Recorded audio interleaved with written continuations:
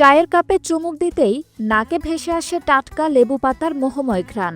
সাধারণ এক কাপ চা, তবু যেন এর ভেতর লুকিয়ে আছে এক অন্যরকম জাদু। এই জাদুই বদলে দিয়েছে সাতক্ষীরার অসিত কুমার দাসের জীবন। সাতক্ষীরা যশোর মহাসড়কের পাশে ছোট্ট একটি চায়ের দোকান, টালির চালের ঘর, সামনে কয়েকটি বেঞ্চ, দেখতে একেবারেই সাধারণ। কিন্তু এ ছোট দোকানেই প্রতিদিন ভিড় করছেন দূর দূরান্ত থেকে আসা চা প্রেমীরা। কারণ এখানে মিলছে এক বিশেষ স্বাদের চা, লেবু পাতার সুগন্ধে তৈরি অনন্য এক পানীয়। বর্তমানে শুধু চা বিক্রি করেই মাসে প্রায় 1 থেকে 1.5 লাখ টাকা আয় করছেন অসিত। প্রতিদিন তার দোকানে বিক্রি হয় প্রায় 8 থেকে 10 হাজার টাকার চা। এই আয়ের ওপর ভর করেই 8 সদস্যের পরিবার নিয়ে স্বাচ্ছন্দ্যে দিন কাটছে তার। তবে এই সাফল্যের গল্প আজকের নয়। 1996 সালে অভাব অনটনের মাঝেই মাত্র 50 পয়সা দরে চা বিক্রি শুরু করেছিলেন অসিত কুমার দাস। সময় বদলেছে, বেড়েছে চায়ের দাম, এখন 1 কাপ চা 8 টাকা। কিন্তু বদলায়নি তার চায়ের স্বাদ কিংবা সেই পরিচিত হাতের জাদু। ভালো মানের চা পাতা, পরিমিত চিনি আর বাগান থেকে বাছাই করা টাটকা লেবু পাতা, এই 3 উপকরণেই তৈরি হয় অসিতের বিখ্যাত লেবু চা। সঙ্গে কড়া করে সেকা পোড়া রুটি, যেন ভোজন রসিকদের জন্য বাড়তি আকর্ষণ। আমি তো বেকার ছিলাম। আমি বেকার থাকাকালীন তখন তো বাড়ি থেকে ঝামেলা, গরিব মানুষ কি করবো, তখন ওই বেকারত্ব কাটানোর জন্য এই ফাঁকা জায়গায় 6 মাসে চার দোকানে দিলাম। চার দোকান দেওয়ার পরে তারপরে আস্তে আস্তে আমার এই পর্যায়ে চলে এসেছে। এখন বেচা কেনা অনেক ভালো, সংসারটা খুব ভালোভাবে চলে।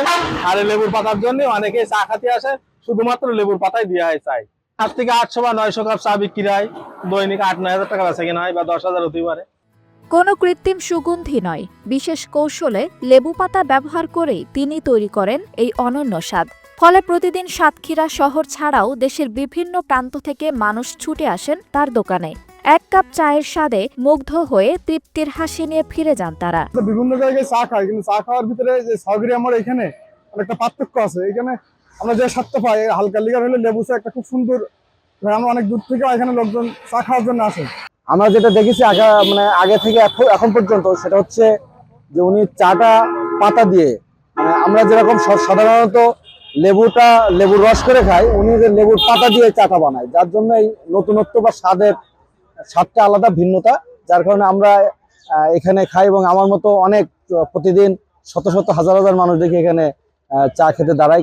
আজকে যে সাতক্ষীরা 6 প্রথম দিন যে চা খেলাম, আমার কাছে এক্সেপশনাল মনে হলো। আমি তো বাংলাদেশের অনেকগুলো জেলায় ঘুরেছি, তো এই 6 চাটা একটু লেবু পাতার স্মাইল আসে, তো এটা এর চায়ের স্বাদটাকে আরো বহুগুণে বাড়াই তুলছে। আমাদের এলাকার এই লেবু চাটা অনেক বিখ্যাত হয়ে যাওয়ার কারণে আমি আমার ফ্রেন্ড সার্কেলের সবাইকে নিয়ে আসছি এখানে চা খাওয়াতে। আপনারাও এখানে আসতে পারেন, অনেক সুস্বাদু চাটা। মূলত এখানে চা খেতে আসি। অন্যান্য জায়গায় যখন আমরা রং চা খাই, দেখা যায় যে লিকারটা একটু বেশি হয়ে যায় বা ওই রকম স্বাদ লাগে না। এই জন্য কিন্তু এখানে যখন চাটা খাই, লেবু পাতার যে স্বাদটা অন্যরকম একটা ফ্লেভার আসে লেবু পাতার জন্য, এবং অন্যান্য চায়ের থেকে এখানে চার স্বাদটা আলাদা, সম্পূর্ণ আলাদা। এই জন্য আমরা প্রায় সময় এখানে চা খেতে চলে আসি। ভোরের প্রথম আলো থেকে গভীর রাত পর্যন্ত ব্যস্ত সময় কাটে অসিতের।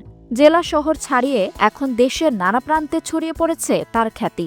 অনেকের কাছে আজ তিনি শুধু একজন চা বিক্রেতা নন, বরং এক অনুপ্রেরণার নাম। 1 কাপ লেবু চা দিয়েই জেনে বদলে দিয়েছেন নিজের ভাগ্যের গল্প। আঞ্জুম হক আরবি, নাগরিক প্রতিদিন।